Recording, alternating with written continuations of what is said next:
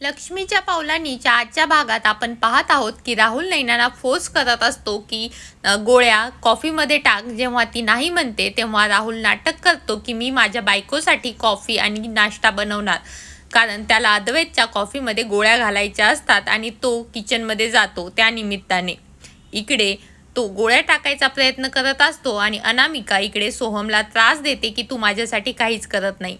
इकडे कलाला थोडंसं ऑड वाटतं आणि तेवढ्यात राहुलचा फोन वाजतो आणि त्यावरती जीपी इनिशियल्स असतात. तेवढ्यात राहुल तो फोन हिसकावून घेतो आणि परत त्याला जीपी नावानेच फोन येतो, पण तो मी रूममध्ये नाश्ता करेन असं म्हणून तिथून निघून जातो.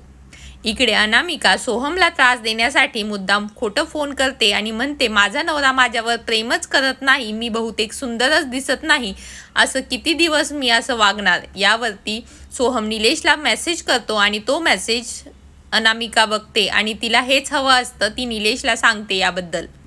इकडे कला जीपी बद्दल विचार करत असते आणि नंतर अद्वैतला सांगते की जीपी म्हणजे गिरीश परांजपे श्रीनाथ ज्वेलर्सचे ओनर असू शकतात. यावर तो म्हणतात की जीपीचे इनिशियल्स काहीही होऊ शकतं, गणेश पंत, काहीही बरीचशी नावं बनतात, पण तो म्हणतो की ती म्हणते की आपल्याला याचा आपली फॅमिली म्हणून नाही तर एक थर्ड पर्सन म्हणून विचार करायला हवा.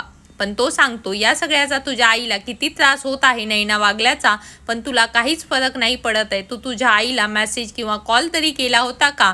चल आपण त्यांना जाऊन भेटूयात. असं म्हणून अद्वैत कलाला घेऊन त्याच्या घरी जातो तिच्या आईवडिलांना भेटायला. इकडे तिची आई काहीच खात पीत नसते, ती सगळ्यांना खायला प्यायला देते, पण तिला नैनाच्या वागण्याचा त्रास होत असल्यामुळे ती म्हणते की माझीच सगळी चूक आहे, त्यामुळं मी नैनाला खूपच सूट दिली, त्या सगळ्याचाच हा परिणाम आहे आणि मला हे सगळं भोगलंच पाहिजे. तिच्या वडिलांना काजू खायला देते. इकडे सोहम निलेशला सांगत असतो की मी खूप चुका करत आहे, मी माझ्या बायकोला खुश ठेवू शकत नाहीये. यावर निलेश म्हणतो की कधी कधी चुका होतात, पण सोहम म्हणतो माझ्याकडनं प्रत्येक वेळी होतात आणि याचाच त्याला फायदा करून घ्यायचा असतो. त्यानंतर तो वेटरला सांगितलेलं असतं की याच्या डेस्कवरती आणून जो दारू आहे त्याचा ग्लास ठेव. त्याप्रमाणे वेटर ठेवतोही. तो म्हणतो की मी ओकेजनलीच घेतो आणि मला याची चटक लावायची नाही, पण निलेश न फोर्स करता त्याला म्हणतो की तू तुझं बघ, चटक वगैरे असं काही नसतं. त्यानंतर इकडे घरी तिची आई खूप विचार करत बसलेली असते आणि काजलला वाटतं की आपण कलाताईला सांगितलं पाहिजे, पण तिला खूप लोड असेल म्हणून न सांगता बसतात, पण कला आणि अद्वैत तिथे येतात. काजल तिला सगळं सांगते आणि कला म्हणते की मी बघते काय करायचं ते, आणि सांगते की खूप बाया आल्या होत्या आणि त्यांनी खूप काही बोललं. त्यानंतर कला किचनमध्ये जाते आणि आईला सांगते. आईला तिला बघून खूप धीर वाटतो. ती सांगते की या सगळ्यामध्ये तुझी काही चूक नाही, मी आणि काजल पण तुझ्याच मुली आहेत आणि आमच्यात पण तुझेच संस्कार आहेत. एक मुलगी चुकीची असली म्हणजे सगळेच चुकीचे नसतात.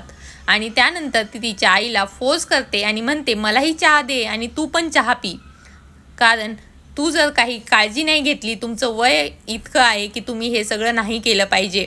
आणि त्यानंतर ती कपामध्ये चहा सर्व करते आणि तिच्या आईला देते आणि म्हणते सांग बघू कसा चहा झाला आहे, आणि तिच्याकडनं जगात भारी हे तिचं जे वाक्य असतं ते बोलून घेते आणि दोघीही खळखळून असतात.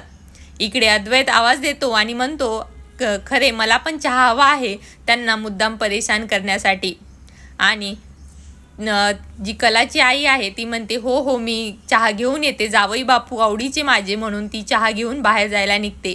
आणि तेवढ्यातच त्यांच्या घरात एक व्यक्ती घुसतो आणि तो वेषांतर करून आलेला असतो. तो कोणी ते तिसरा नसून राकेश असतो आणि देणेकरी मागे लागलेले असतात म्हणून त्याने वेषांतर घेतलेलं असतं. आणि हे सगळं त्याचं रूप बघून सगळेच जण दंग होतात, कारण कोणालाच तो ओळखू आलेला नसतो. आणि यावरनं कलाला एक थोडीशी आयडिया सुचते, पण ते तिथे काहीच बोलत नाहीत. इकडे कला आणि अद्वैत निरोप घेतात आणि म्हणतात आम्ही परत येऊ, आम्हाला आता जावं लागेल कारण खूप महत्त्वाची कामं आहेत. कलाचे आईवडीलही त्यांना जास्त न अडवता म्हणतात की तुमची कामं जास्त महत्त्वाची आहेत, पण येत जात राहा आणि आम्हीही आमची काळजी घेऊ, त्यामुळे तुम्ही जास्त विचार करू नका, असं म्हणून सगळेच त्यांना निरोप देतात. इकडे कला आणि अद्वैत गाडीकडे जातात तेव्हा कला अद्वैतला सांगते की आपणही वेषांतर करून श्रीनाथ ज्वेलर्समध्ये जाऊ शकतो आणि यावरनं कोणी ओळखणारही नाही आणि आपल्याला जे हवंय ते सक्सेसफुलही करता येईल. यावरती अद्वैत पण अग्री करतो. रूममध्ये आल्यानंतर कला विचार करत असते आणि तिला आठवतं की तिने एकदा अद्वैतचं रूप घेतलेलं असतं. ती जॅकेट घेऊन ट्राय करत असते काय करता येईल, पण तिला काहीच सुचत नसतं.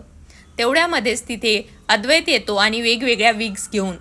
आता ते वेषांतर करून काय करणार, ते सक्सेसफुल होणार की नाही पाहण्यासाठी चॅनलला सबस्क्राईब करा. थँक्यू.